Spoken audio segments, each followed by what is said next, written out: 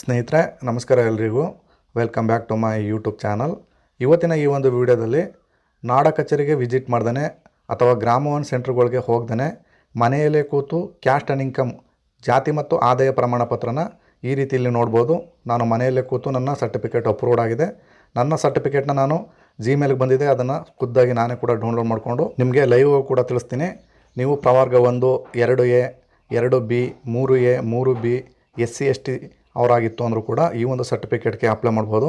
ಸ್ನೇಹಿತರೆ, ನೀವು ನಾನು ತೋರಿಸ್ತಕ್ಕಂಥ ಎಲ್ಲ ಸ್ಟೆಪ್ಗಳನ್ನೂ ಕೂಡ ಖಂಡಿತವಾಗೂ ಕರೆಕ್ಟಾಗಿ ಫಾಲೋಅಪ್ ಮಾಡ್ತು ಅಂದರೆ ಕೇವಲ ದಾಖಲಾತಿಗಳು ಅಪ್ಲೋಡ್ ಮಾಡೋ ಮುಖಾಂತರ ನೀವು ಯಾವುದೇ ನಾಡ ಕಚೇರಿಗೆ ವಿಸಿಟ್ ಮಾಡ್ದೇ ಮನೆಯಲ್ಲೇ ಕೂತು ನಿಮ್ಮ ಫೋನಲ್ಲೂ ಕೂಡ ಅಪ್ಲೈ ಮಾಡ್ಬೋದು. ಈ ರೀತಿಯಾದ ಸರ್ಟಿಫಿಕೇಟು ನಿಮ್ಮ ಫೋನಲ್ಲೂ ಕೂಡ ಡೌನ್ಲೋಡ್ ಆಗುತ್ತೆ. ಜೊತೆಗೆ ಇವಾಗ ನಾಡ ಕಚೇರಿ ವೆಬ್ಸೈಟು ಬದಲಾಗಿದೆ ಸ್ನೇಹಿತರೆ. ಈ ಬದಲಾದ ನಾಡ ಕಚೇರಿ ವೆಬ್ಸೈಟ್ನಲ್ಲಿ ಜಾತಿ ಮತ್ತು ಆದಾಯ ಪ್ರಮಾಣ ಪತ್ರಕ್ಕೆ ಲೈವಾಗಿ ಅರ್ಜಿ ಸಲ್ಲಿಸೋದನ್ನ ತಿಳಿಸ್ಕೊಡ್ತೀನಿ. ಸ್ನೇಹಿತರೆ, ನೀವು ಯಾವ್ದಾದ್ರು ಸರ್ಚ್ ಬಾರ್ಗೆ ಬಂದು ನಾಡ ಕಚೇರಿ ಅಂತ ಟೈಪ್ ಮಾಡಿ ಫಸ್ಟ್ ಆಪ್ಷನ್ ಬರುತ್ತೆ, ಕ್ಲಿಕ್ ಮಾಡಿದ್ರೆ ನೆಕ್ಸ್ಟ್ ಪೇಜ್ ಈ ರೀತಿ ಓಪನ್ ಆಗುತ್ತೆ. ಅಲ್ಲಿ ನಿಮ್ಮ ಫೋನ್ ನಂಬರ್ ಹಾಕಿ OTP ಪಡೆಯಿರಿ ಅಂತ ಕ್ಲಿಕ್ ಮಾಡಬೇಕು. ನಂತರ ನಿಮಗೆ ನೆಕ್ಸ್ಟ್ ಪೇಜ್ ಈ ರೀತಿ ಓಪನ್ ಆಗುತ್ತೆ. ಅಲ್ಲಿ ಬಂದಿರತಕ್ಕಂಥ OTPನ ಹಾಕಿ ಕೆಳಗಡೆ ಕಾಣ್ತಿರೋ ಕ್ಯಾಪ್ಸನ್ನು ಹಾಕಿ ನೀವು ಲಾಗಿನ್ ಅಂತ ಕ್ಲಿಕ್ ಮಾಡಿ. ಈಗ ಸರ್ವರ್ ಎರರ್ ಇದೆ, ಒಂದು ಸ್ವಲ್ಪ ನಿಧಾನ ಆಗುತ್ತೆ. ನಾನು ಇದನ್ನು ಸ್ಕಿಪ್ ಮಾಡಿ ನಿಮ್ಗೆ ತೋರಿಸ್ತಾ ಇದ್ದೀನಿ, ಅದರಿಂದ ನೀವು ನಿಧಾನವಾಗಿ ಹಾಕಬೇಕು. ನಂತರ ಹೊಸ ವಿನಂತಿ ಅಂತ ಬಂದು ಅಲ್ಲಿ ಜಾತಿ ಪ್ರಮಾಣ ಪತ್ರ ಅಂತ ಆಪ್ಷನ್ ಬಂದರೆ ಸಬ್ ಆಪ್ಷನ್ ಬಂದು ಜಾತಿ ಪ್ರಮಾಣ ಪತ್ರ ಅಂತ ಮತ್ತೆ ಒಂದು ಬರುತ್ತೆ. ನೀವು ಆ ಆಪ್ಷನ್ನ ಕ್ಲಿಕ್ ಮಾಡ್ಕೊಳ್ಳಿ. ನಂತರ ನೆಕ್ಸ್ಟ್ ಪೇಜಲ್ಲಿ ನೀವು ಈ ಒಂದು ಸರ್ಟಿಫಿಕೇಟ್ನ ಪಡೀಲಿಕ್ಕೆ ಏನೇನು ದಾಖಲಾತಿಗಳು ಬೇಕು ಅಂತೆಲ್ಲ ವಿವರ ಕೊಟ್ಟಿದ್ದಾರೆ, ಎಲ್ಲ ಓದ್ಕೊಳ್ಳಿ. ಕೆಳಗಡೆ ಬಂದು ಮುಂದುವರಿಸಿ ಅಂತ ಕ್ಲಿಕ್ ಮಾಡ್ತಾಯಿದ್ದೀನಿ. ನಂತರ ಈ ರೀತಿಯಾದಂಥ ಒಂದು ಪಾಪಪ್ ಬರುತ್ತೆ, ಇದನ್ನು ಓಕೆ ಅಂತ ಮಾಡಿ. ಸಿಂಪಲಾಗಿ ಏನಿಲ್ಲ ಸ್ನೇಹಿತರೆ, ಈಗ ಮೊದಲೇ ಕೂಡ ನೀವು ಆಧಾರ್ KYCನ ಮಾಡಬೇಕಾಗ್ತದೆ. ನೀವು ಯಾರ್ದು ಅಪ್ಲಿಕೇಶನ್ ಆಗ್ತಿರ್ತೀರ ಅವರ ಆಧಾರ್ ನಂಬರ್ನ ಹಾಕಿ ಕನ್ಸೋಲ್ ಬಾಕ್ಸ್ ಇದೆ ಅದನ್ನು ಕ್ಲಿಕ್ ಮಾಡಿ ಕೆಳಗಡೆ ಬಂದು OTP ಆಪ್ಷನ್ನ ಸೆಲೆಕ್ಟ್ ಮಾಡ್ಕೊಳ್ಳಿ. ನಂತರ ಮತ್ತೆ ಕೆಳಗಡೆ ಬಂದು OTP ಪಡೆಯಿರಿ ಅಂತ ಆಪ್ಷನ್ ಇದೆ, ಅದನ್ನು ಕ್ಲಿಕ್ ಮಾಡಿದ್ರೆ ನಿಮ್ಮ ಆಧಾರ್ ರಿಜಿಸ್ಟರ್ಡ್ ಮೊಬೈಲ್ಗೆ 6 ಡಿಜಿಟ್ OTP ಬರುತ್ತೆ. ಆ OTPನ ಬಾಕ್ಸಲ್ಲಿ ಹಾಕಿ ಸಬ್ಮಿಟ್ ಅಂತ ಕ್ಲಿಕ್ ಮಾಡಬೇಕು. ನಂತರ ಸ್ನೇಹಿತರೆ ನೆಕ್ಸ್ಟ್ ಪೇಜಲ್ಲಿ ಈ ರೀತಿ ಓಪನ್ ಆಗ್ತದೆ. ಇಲ್ಲಿ 4 ಸ್ಟೆಪ್ಗಳಿದೆ: ಅರ್ಜಿಯ ವಿವರಗಳು, ಪ್ರಮಾಣ ಪತ್ರ ವಿವರ, ಅಪ್ಲೋಡು, ಈ ಸಹಿ ಅಂತ. ಇಲ್ಲಿ ನೀವು ಮೊದಲಿಗೆ ಅರ್ಜಿದಾರ ವಿವರಗಳಂತ ಇದೆ ನೋಡಿ, ಆ ಆಪ್ಷನ್ನ ಕ್ಲಿಕ್ ಮಾಡಿ. ನೀವೇನು ಇಲ್ಲಿ ಫಿಲ್ ಮಾಡಬೇಕಾಗಿಲ್ಲ, ಇಲ್ಲಿ ಕೆಲವು ಮಾತ್ರ ಆಟೋಮೆಟಿಕ್ಕಾಗಿ ಫೆಚ್ ಆಗಿರುತ್ತೆ. ನಿಮ್ಮ ಜಿಲ್ಲೆ, ನಿಮ್ಮ ತಾಲೂಕು, ಗ್ರಾಮೀಣ ಪ್ರದೇಶ, ನಗರ ಪ್ರದೇಶನ, ಹಾಗೆಯೇ ಇಲ್ಲಿ ಪಕ್ಕದಲ್ಲಿ ಬಂದು ನಿಮ್ಮ ಹೋಬಳಿನ ಸೆಲೆಕ್ಟ್ ಮಾಡ್ಕೊಳ್ಳಿ. ತದನಂತರ ಪಕ್ಕದಲ್ಲಿ ಬಂದು ನಿಮ್ಮ ಗ್ರಾಮನ ಸೆಲೆಕ್ಟ್ ಮಾಡ್ಕೋಬೇಕು. ಇದನ್ನು ಆಟೋಮೆಟಿಕ್ಕಾಗಿ ನೀವು ಆ ಲೀಸ್ಟಿಂದ ಸೆಲೆಕ್ಟ್ ಮಾಡ್ಕೊಳ್ಳಿ. ತದನಂತರ ಸ್ನೇಹಿತರೆ ಅರ್ಜಿದಾರರ ಹೆಸರು ಅಂತ ಬರುತ್ತೆ, ಅಲ್ಲಿ ಹೆಸರು ಆಟೋಮೆಟಿಕ್ಕಾಗಿ ತೊಗೊಂಡಿರುತ್ತೆ. ಅರ್ಜಿದಾರರಿಗೆ ಮದುವೆ ಆಗಿತ್ತು ಅಂದರೆ ಶ್ರೀಮತಿ, ಶ್ರೀ ಯಾವುದಿರುತ್ತೆ, ಪುರುಷರಾಗಿದ್ದರೆ ಶ್ರೀ ಅಂತ ಸೆಲೆಕ್ಟ್ ಮಾಡ್ಕೊಳ್ಳಿ. ನಂತರ ಇಲ್ಲಿ ಪಕ್ಕದಲ್ಲಿ ಬಂದು ಸಂಬಂಧಗಳು, ಇಲ್ಲಿ ನೀವು ಪುರುಷರಾಗಿದ್ದರೆ ಬಿನ್ ಅಂತ ಸೆಲೆಕ್ಟ್ ಮಾಡ್ಕೊಳ್ಳಿ. ನೀವೇನಾದರೂ ಹೆಣ್ಮಕ್ಳಾಗಿತ್ತು ಅಂದರೆ ಕೋಮ್ ಅಂತ ಸೆಲೆಕ್ಟ್ ಮಾಡ್ಕೋಬೇಕು. ಇಲ್ಲಿ ಪಕ್ಕದಲ್ಲಿ ಬಂದು ಮದುವೆ ಆಗಿರತಕ್ಕಂಥವ್ರಾಗಿದ್ದರೆ ಇಲ್ಲಿ ಗಂಡನ ಹೆಸರನ್ನ ಹಾಕಿ, ಮದುವೆ ಆಗಿಲ್ಲದಿರೋ ಹೆಣ್ಮಕ್ಳಾಗಿದ್ದರೆ ಇಲ್ಲಿ ತಂದೆ ಹೆಸರನ್ನ ಹಾಕಬೇಕಾಗ್ತದೆ. ನಂತರ ಸ್ನೇಹಿತರ ಪಕ್ಕದಲ್ಲಿ ಬಂದು ತಾಯಿ ಹೆಸರನ್ನ ಕೇಳಿರುತ್ತೆ, ನಿಮ್ಮ ತಾಯಿ ಹೆಸರನ್ನ ಹಾಕಬೇಕು. ನಂತರ ಅಡ್ರೆಸ್ ಎಲ್ಲ ಆಟೋಮೆಟಿಕ್ಕಾಗಿ ಅಲ್ಲೇ ಫೆಚ್ ಆಗಿರುತ್ತೆ, ನೀವೇನು ಫಿಲ್ ಮಾಡೋ ಅವಶ್ಯಕತೆ ಇಲ್ಲ. ಇಲ್ಲಿ ಮೊಬೈಲ್ ನಂಬರು ಮತ್ತು ಜಿಮೇಲ್ನ ಹಾಕಬೇಕಾಗ್ತದೆ. ಮೊಬೈಲ್ ನಂಬರ್ ಆಟೋಮೆಟಿಕ್ಕಾಗಿ ಫೆಚ್ ಆಗಿರುತ್ತೆ, ನೀವು ಅದಕ್ಕೆ OTP ಕಳಿಸಿ ನೀವು OTPಗೆ ದೃಢೀಕರಣ ಮಾಡಬೇಕಾಗ್ತದೆ. ಅದೇ ರೀತಿ ಜಿಮೇಲ್ ಐಡಿನೂ ಕೂಡ, ಅದು ಕೂಡ ಒಂದು OTP ಬರುತ್ತೆ. ನಿಮ್ಮ ಜಿಮೇಲ್ ಐಡಿನ ಎಂಟ್ರಿ ಮಾಡಿ. ಈ ಒಂದು ಜಿಮೇಲ್ ಐಡಿಗೆ ಸರ್ಟಿಫಿಕೇಟ್ ಬರೋದ್ರಿಂದ ನೀವು ಸರಿಯಾದ ಜಿಮೇಲ್ ಐಡಿನ ಎಂಟ್ರಿ ಮಾಡಬೇಕಾಗುತ್ತೆ. ಅದಕ್ಕೆ OTP ಕಳಿಸಿ. ನೀವು OTPನ ಜಿಮೇಲ್ ಐಡಿಗೂ ಒಂದು OTP ಬರುತ್ತೆ, ಆ ಜಿಮೇಲ್ ಐಡಿಗೆ ಬಂದಿರತಕ್ಕಂಥ OTPನ ಹಾಕಬೇಕು. ಹಾಗೆಯೇ ಫೋನ್ ನಂಬರ್ಗೂ ಕೂಡ ಒಂದು OTP ಬರುತ್ತೆ, ಎರಡನ್ನೂ ಕೂಡ ಹಾಕಬೇಕಾಗ್ತದೆ. ನಾನು ಜಿಮೇಲ್ ಬಂದಿರತಕ್ಕಂಥ OTPನ ಹಾಕಿ ಪರಿಶೀಲಿಸಿ ಅಂತ ಇದೆ ನೋಡಿ, ಅದನ್ನು ಕ್ಲಿಕ್ ಮಾಡಿದ್ರೆ OTP ವೆರಿಫೈಡ್ ಸಕ್ಸಸ್ಫುಲಿ ಅಂತ ಬರಬೇಕು. ಈ ರೀತಿ ಬಂತು ಅಂದರೆ ನಿಮ್ಮದು OTP ಕರೆಕ್ಟ್ ಇದೆ ಅಂತ. ಅದೇ ರೀತಿ ನಾನು ಫೋನ್ ನಂಬರು ಕೂಡ OTP ಬಂದಿದೆ, ಅದು ಕೂಡ ಹಾಕಿ ಸಬ್ಮಿಟ್ ಮಾಡಿದ್ದೀನಿ. OTP ಸಕ್ಸಸ್ಫುಲಿ ಅಂತ ಬಂದಿದೆ. ಇಷ್ಟಾದ ನಂತರ ಸ್ನೇಹಿತರೆ ಕೆಳಗಡೆ ಬಂದು ಇನ್ನೇನು ಚೇಂಜಸ್ ಮಾಡಬೇಡಿ. ಇಲ್ಲಿ ಪ್ರಮಾಣ ಪತ್ರ ವಿಧಾನ ಅಂತ ಇದೆ, ಇನ್ ಪರ್ಸನ್ ಅಂತ ಸೆಲೆಕ್ಟ್ ಆಗಿರಲಿ. ನಂತರ ಕೆಳಗಡೆ ಬಂದು ಮುಂದಿನದು ಅಂತ ಇದೆ ನೋಡಿ, ಅದನ್ನು ಕ್ಲಿಕ್ ಮಾಡಬೇಕು. ನಂತರ ಪೇಜು ಈ ರೀತಿ ಓಪನ್ ಆಗ್ತದೆ ಸ್ನೇಹಿತರೆ. ಇಲ್ಲಿ ಮೀಸಲಾತಿ ವರ್ಗ ಅಂತ ಇದೆ ನೋಡಿ, ಪ್ರವರ್ಗ 1, 2A, 2B, 3A, 3B, ಪರಿಶಿಷ್ಟ ಜಾತಿ, ಪರಿಶಿಷ್ಟ ಪಂಗಡಗಳಂತ ಇದೆ. ಮೊದಲಿಗೆ ಪರಿಶಿಷ್ಟ ಜಾತಿದ ಒಂದು ಡೆಮೋ ತೋರಿಸ್ತೀನಿ. ಈ ರೀತಿ ಪರಿಶಿಷ್ಟ ಜಾತಿಗಳು ಸೆಲೆಕ್ಟ್ ಮಾಡ್ಕೊಳ್ಳಿ. ನಂತರ ನಿಮ್ಮ ಸಬ್ ಕ್ಯಾಸ್ಟ್ ಬಂದು ಯಾವುದಿದೆ ಅಂತ ಸೆಲೆಕ್ಟ್ ಮಾಡ್ಕೊಳ್ಳಿ. ನಂತರ ನಿಮ್ಮ ಜಾತಿ, ಈ ಲಿಸ್ಟಿಂದ ನಿಮ್ಮ ಜಾತಿನ ಸೆಲೆಕ್ಟ್ ಮಾಡ್ಕೋಬೇಕು. ವೆರಿ ಇಂಪಾರ್ಟೆಂಟಾಗಿ ಸ್ನೇಹಿತರೆ, ಈಗ ಸರ್ಕಾರದಿಂದ ಮಾರ್ಪಾಡುಗಳು ಮಾಡಿದ್ದಾರೆ, ABC ಅಂತ ಮಾಡಿದ್ದಾರೆ. ನಿಮ್ಮ ಕ್ಯಾಸ್ಟು ಯಾವ ಕ್ಯಾಟಗರಿ ಬರುತ್ತೆ ಅಂತ ಅದನ್ನು ನೋಡಿ ನೀವು ಜಾಗ್ರತೆಯಿಂದ ಸೆಲೆಕ್ಟ್ ಮಾಡ್ಕೊಳ್ಳಿ. ನಂತರ ವಿದ್ಯಾಭ್ಯಾಸಕ್ಕೋಸ್ಕರ, ನೌಕರಿಗೋಸ್ಕರ ಅಂತ ಕೇಳುತ್ತೆ. ಇಲ್ಲಿ ನಿಮ್ದು ಯಾವುದಿದೆ ಉದ್ದೇಶ ಅದನ್ನು ಸೆಲೆಕ್ಟ್ ಮಾಡ್ಕೊಳ್ಳಿ. ಹಾಗೆಯೇ ಕುಟುಂಬದ ವಾರ್ಷಿಕ ವರಮಾನ ಎಷ್ಟಿದೆ ಅದು ಅಪ್ರಾಕ್ಸಿಮೇಟಾಗಿ ಹಾಕಿ ನಂತರ ಮುಂದಿನದು ಅಂತ ಕ್ಲಿಕ್ ಮಾಡಬೇಕು. ನಂತರ ಸ್ನೇಹಿತರೆ ಆಧಾರ್ ಕಾರ್ಡಲ್ಲಿ ಇರ್ತಕ್ಕಂಥ ನಿಮ್ಮ ಫೋಟೋ ಎಲ್ಲ ಫೆಚ್ ಆಗುತ್ತೆ.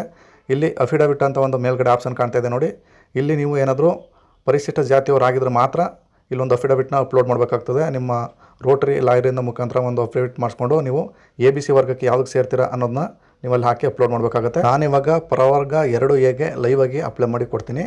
ಇಲ್ಲಿ ನಾನು ಮುಂದೆ ಅಪ್ಲೋಡ್ ಮಾಡ್ತೀನಲ್ಲ ಅಷ್ಟೆಲ್ಲ ದಾಖಲಾತಿಗಳು ಎಲ್ಲ ಕ್ಯಾಸ್ಟ್ಗಳು ಕೂಡ ಒಂದೇ ರೀತಿ ಅಪ್ಲೋಡ್ ಮಾಡಬೇಕಾಗ್ತದೆ. ಜಾತಿ ಬಂದು ಪಕ್ಕದಲ್ಲಿ ನಿಮ್ಮ ಜಾತಿನ ಸೆಲೆಕ್ಟ್ ಮಾಡ್ಕೊಳ್ಳಿ ಸ್ನೇಹಿತರೆ. ನಂತರ ಕುಟುಂಬದ ವಾರ್ಷಿಕ ಆದಾಯ ಎಷ್ಟಿದೆ ಅಪ್ರಾಕ್ಸಿಮೇಟಾಗಿ ಹಾಕಿ. ನಂತರ ಪಕ್ಕದಲ್ಲಿ ಬಂದು ಉದ್ದೇಶ, ಯಾವ ಉದ್ದೇಶಕ್ಕೋಸ್ಕರ ಬೇಕು, ವಿದ್ಯಾಭ್ಯಾಸ, ನೌಕರಿ, ಇತರೆ ಅಂತ ಇದೆ. ನಾನಿಲ್ಲಿ ವಿದ್ಯಾಭ್ಯಾಸ ಅಂತ ಸೆಲೆಕ್ಟ್ ಮಾಡಿಕೊಂಡು ಮುಂದುವರಿಸಿ ಅಂತ ಮಾಡ್ತಾಯಿದ್ದೀನಿ. ನೆಕ್ಸ್ಟ್ ಪೇಜು ಈ ರೀತಿ ಓಪನ್ ಆಗ್ತದೆ ಸ್ನೇಹಿತರೆ. ಇಲ್ಲಿ ನಿಮ್ಮ ಆಧಾರ್ ಕಾರ್ಡಿಂದ ಫೋಟೋ ಆಟೋಮೆಟಿಕಾಗಿ ಫೆಚ್ ಆಗಿರುತ್ತೆ. ಇದನ್ನು ನೀವೇನು ಅಪ್ಲೋಡ್ ಮಾಡೋ ಅವಶ್ಯಕತೆ ಇಲ್ಲ. ನಂತರ ಕೆಳಗಡೆ ಇಲ್ಲಿ ಮೇನ್ ಸ್ಟಾರ್ ಮಾರ್ಕ್ ಇದೆಯಲ್ಲ ನೋಡಿ, ಆ ದಾಖಲಾತಿಗಳು ಕಂಪಲ್ಸರಿ ಅಪ್ಲೋಡ್ ಮಾಡಲೇಬೇಕು. ಕಂಪಲ್ಸರಿಯಾಗಿ ನಿಮ್ಮ ಬಳಿ ಆಧಾರ್ ಕಾರ್ಡು, ರೇಷನ್ ಕಾರ್ಡು, ಸಾಲ ದಾಖಲಾತಿ, ಹಳೆಯ ಜಾತಿ ಪ್ರಮಾಣ ಪತ್ರ ಇದ್ರೆ ಬೇಕು, ವೋಟರ್ ಐ ಡಿ ಇದ್ರೆ ಬೇಕು. ಇಷ್ಟು ದಾಖಲಾತಿ ಇತ್ತು ಅಂದರೆ ಕರೆಕ್ಟಾಗಿ ನಿಮ್ಮದು ಕ್ಯಾಸ್ಟ್ ಆ್ಯಂಡ್ ಇನ್ಕಮ್ ನಿಮಗೆ ಸಿಗ್ತದೆ ಅಂತ ಹೇಳ್ಬೋದು. ಮೊದಲಿಗೆ ಸ್ನೇಹಿತರೆ ನಾನು ಸಾಲ ದಾಖಲಾತಿ ಅನ್ನೋ ಆಪ್ಷನ್ಗೆ ಹೋಗಿ ಈ ಒಂದು ಸಾಲ ದಾಖಲಾತಿನ ನಾನು PDF ಅಲ್ಲಿ ಕನ್ವರ್ಟ್ ಮಾಡ್ಕೊಂಡಿದ್ದೀನಿ.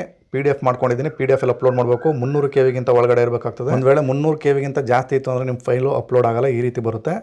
ನೀವು ಅದನ್ನು ರೀಸೈಜ್ ಮಾಡ್ಕೋಬೇಕು. ರೀಸೈಜ್ ಮಾಡಬೇಕು ಅಂದರೆ ನೀವು ಮೊಬೈಲಲ್ಲೂ ಕೂಡ ಆನ್ಲೈನಲ್ಲಿ ಬಂದು ರೀಸೈಜ್ PDF ಅಂತ ಟೈಪ್ ಮಾಡಿ, ಅಲ್ಲಿ ತುಂಬ ಆಪ್ಷನ್ಗಳು ಓಪನ್ ಆಗ್ತವೆ. ನಿಮ್ಗೆ ಯಾವ್ದು ಬೇಕಾದ್ರೂ ಚೂಸ್ ಮಾಡ್ಕೋಬಹುದು. ಮೊದಲನೇ ಆಪ್ಷನ್ನ ನಾನು ಚೂಸ್ ಮಾಡ್ಕೋತಾ ಇದ್ದೀನಿ.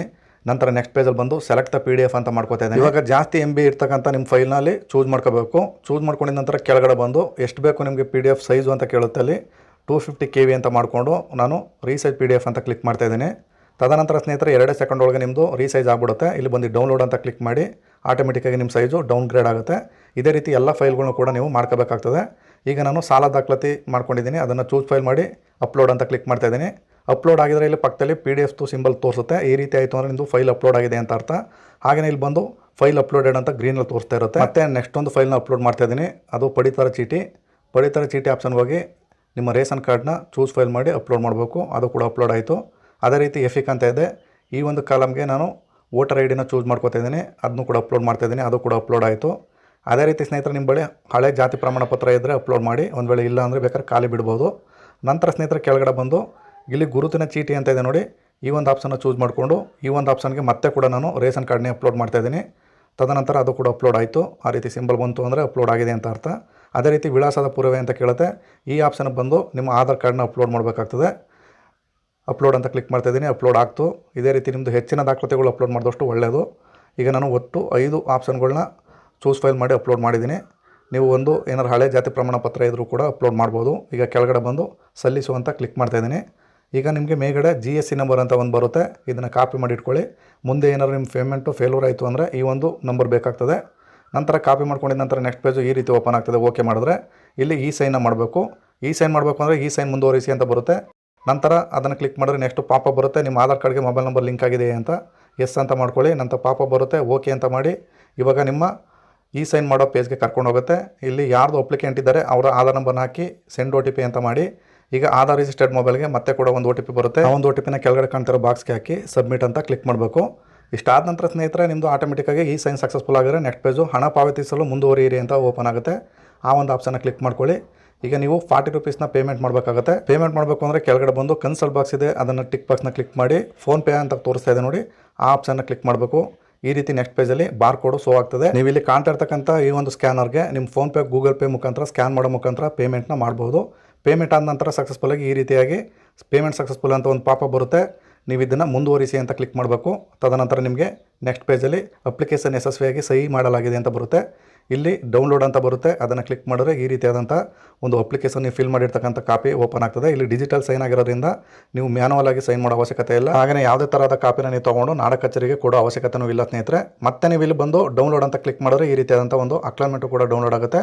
ಈ ಒಂದು ಅಕ್ಲಾನ್ಮೆಂಟ್ನ ಕಾಪಿ ಮಾಡಿ ಇಟ್ಕೊಳ್ಳಿ. ಇದಾದ ಸ್ವಲ್ಪ ದಿನದಲ್ಲೇ ನಿಮಗೆ ಒಂದು ಮೆಸೇಜ್ ಬರುತ್ತೆ, ನಿಮ್ಮ ಅರ್ಜಿ ಅನುಮೋದಿಸಿದೆ ಅಥವಾ ರಿಜೆಕ್ಟ್ ಮಾಡಲಾಗಿದೆ ಅಂತ ಬರುತ್ತೆ. ನಮಗೆ ಈ ಒಂದು ಮೆಸೇಜು 7 ದಿವಸದಲ್ಲೇ ಬಂತು. ನಮ್ಮ ಅರ್ಜಿ ಅಪ್ರೂವ್ಡ್ ಆಗಿದೆ. ನೀವು ಇಲ್ಲೂ ಕೂಡ ಸರ್ಟಿಫಿಕೇಟ್ನ ಡೌನ್ಲೋಡ್ ಮಾಡ್ಬೋದು. ಇಲ್ಲಾಂದರೆ ನಿಮ್ಮ ಜಿಮೇಲ್ಗೆ ಬಂದು ಅಲ್ಲಿ ನಾಡ್ ಕಚೇರಿ ಅಂತ ಟೈಪ್ ಮಾಡಿ ಸರ್ಚ್ ಮಾಡಿ ಅಲ್ಲಿ ಮೇಲ್ಗಡೆ ನಿಮ್ಮ ಸರ್ಟಿಫಿಕೇಟು ತೋರಿಸುತ್ತೆ. ಅದನ್ನು ಡೌನ್ಲೋಡ್ ಅಂತ ಕ್ಲಿಕ್ ಮಾಡಿದ್ರೆ ಈ ರೀತಿಯಾದಂಥ ನಿಮ್ಮ caste and income certificate download ಆಗುತ್ತೆ ಸ್ನೇಹಿತರೆ. ಈ ಒಂದು ಸರ್ಟಿಫಿಕೇಟ್ನ ನೀವು ಯಾವುದೇ ನಾಡ ಕಚೇರಿಗೆ ಹೋಗ್ದಂಗೆ ಮನೆಯಲ್ಲೇ ಕೂತು ಅದು ಕೂಡ ಮೊಬೈಲ್ ಫೋನಲ್ಲೂ ಕೂಡ ಈ ಒಂದು ಸರ್ಟಿಫಿಕೇಟ್ನ ಆರಾಮಾಗಿ ಅಪ್ಲೈ ಮಾಡ್ಬೋದು. ಹಾಗೆಯೇ ಸರ್ಟಿಫಿಕೇಟು ಕೂಡ ಜನರೇಟ್ ಆಗಿ ನಿಮ್ಮ ಮೊಬೈಲ್ ಫೋನ್ಗೆ ಕೂಡ ಬರುತ್ತೆ. ಈ ರೀತಿ ಡೌನ್ಲೋಡ್ ಮಾಡ್ಕೋಬೋದು. ತುಂಬ ಜನರು ಕಳೆದ ವೀಡಿಯೋನಲ್ಲಿ ಕಾಮೆಂಟ್ಸ್ ಮಾಡಿದ್ದೀರಾ ಈ ಒಂದು ಸರ್ಟಿಫಿಕೇಟು ಆನ್ಲೈನಲ್ಲಿ ಅಪ್ಲೈ ಮಾಡಿದ್ರೆ ಬರಲ್ಲ ಅಂತ. ನಾನು ಇದನ್ನ ಲೈವ್ ಪ್ರೂಫಾಗಿ ಅದಕ್ಕೆ ನಿಮಗೆ ತೋರಿಸಿದ್ದು. ಖಂಡಿತವಾಗಿ 100% ನಾನು ಹೇಳಿದಂಥ ಎಲ್ಲ ಸ್ಟೆಪ್ಗಳನ್ನು ಕೂಡ ನೀವು ಫಾಲೋ ಅಪ್ ಮಾಡ್ತು ಅಂದರೆ 100% ಬಂದೇ ಬರುತ್ತೆ ಸ್ನೇಹಿತರೆ. ಇದಾಗಿತ್ತು ಇವತ್ತಿನ ಈ ವಿಡಿಯೋದ ಮಾಹಿತಿ. ಈ ಒಂದು ಮಾಹಿತಿ ನಿಮಗೆ ಇಷ್ಟವಾಗಿದ್ದರೆ ದಯವಿಟ್ಟು ನಮ್ಮ ಚಾನಲ್ನ ಸಬ್ಸ್ಕ್ರೈಬ್ ಮಾಡ್ಕೊಳ್ಳಿ.